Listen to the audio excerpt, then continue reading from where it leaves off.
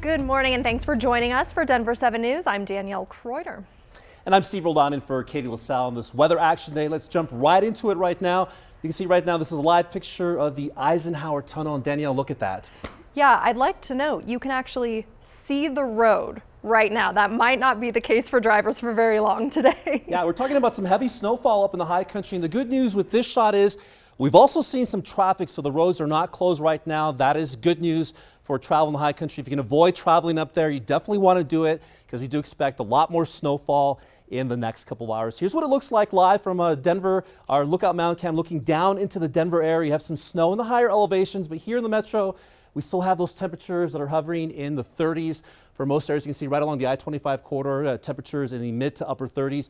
Here in Denver, we're currently sitting at 36 degrees, so that's why we have a rain right now, a cold rain falling here in the Denver metro. You can see all that rain moving in from the east on satellite radar. I'm going to zoom in a little bit closer to show you exactly right now to the south of us. That's where we have the rain already switching down to snow down to Castle Rock over to Kiowa, and that'll be the case in point as we head into the latter part of this afternoon. We do have a winter storm warning in effect until 5 o'clock tomorrow morning for all these areas shaded in pink. 10 to 20 inches possible up in the high country, a little less to the south of us, but that winter storm warning does include the Castle Rock area. Here in the Denver area, a winter storm watch goes into effect at noon, so probably going to switch over to snow a little later this afternoon. So yes, we could see some accumulating snowfall even here in the Denver metro. Here's a look at your weather headlines. Mountain snow will continue through your Saturday. Rain and snow primarily here for the Denver metro, and it will continue unsettled right through Sunday tomorrow morning, and not a lot of cold air associated with the system. Now coming up, we'll be talking about snowfall totals and just which areas may see some of the highest accumulations as we head into the next 24 hours.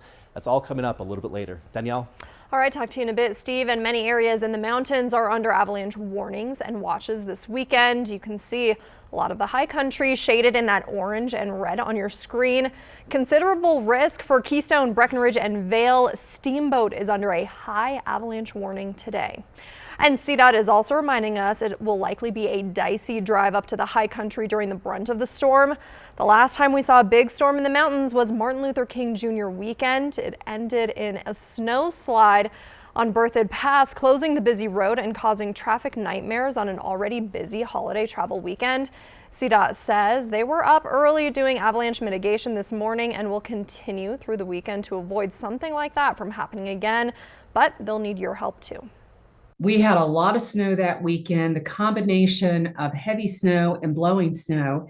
There was also an issue with some backcountry skiers causing some of the slides onto the roadway as well too. Also, motorists parked in areas that they should not have been parked in. So all of that added to some very long delays in the Berthoud Pass area. CDOT will be on full snow shift throughout the entire weekend to handle this storm. That means at least 114 crews out and around the Denver metro and up into I-70 to the tunnel, and then even more plows, of course, across other parts of the state. They tell me their plow drivers will be on the roads throughout the day, but really drivers need to do their part too. Make sure you have the right tires and know your ability to drive in conditions like these. Be prepared for any closures due to weather or crashes, and be safe.